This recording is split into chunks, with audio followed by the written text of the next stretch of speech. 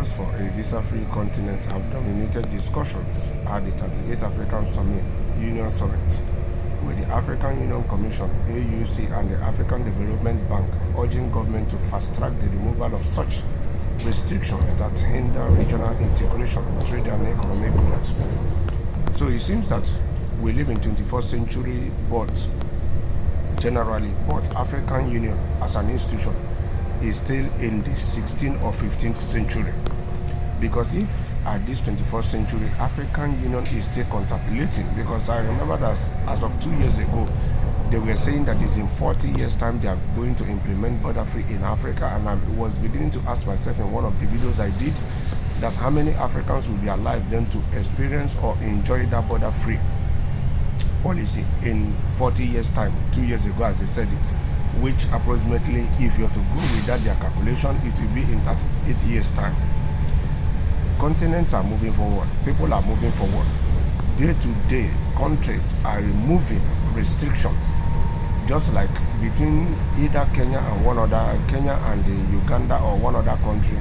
Out of 50 barriers that was holding them hostage in doing business, in a space of 5 years, they removed 46 barriers, which will make it easier for them to transact with each other and be more business friendly with each other. At this point in time, I don't even know what African Union is thinking, because these borders were implemented in the first place that by our invaders to separate us, and which they are exploiting it completely. But it's not even surprising that African Union is still contemplating, because 70% of the money they use in running African Union comes from their masters from the West. So what does it tell you? It tells you that African Union cannot completely represent our interests, because if African Union is completely representing our interests in this 21st century, we are not supposed to be having discussions like this.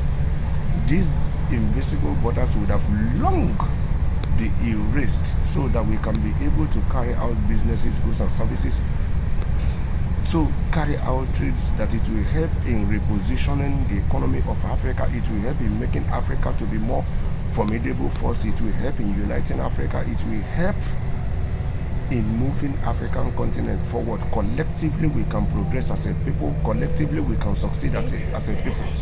I hope that this time around, at the end of this 38th African Union Summit, they will be able to have a consensus for us to have a border-free Africa. We are sick and tired of this African Union that cannot really work for African interests. And the earlier Africans unite themselves to question this African Union, to ask it, to hold it accountable, to ask it to live up to expectation.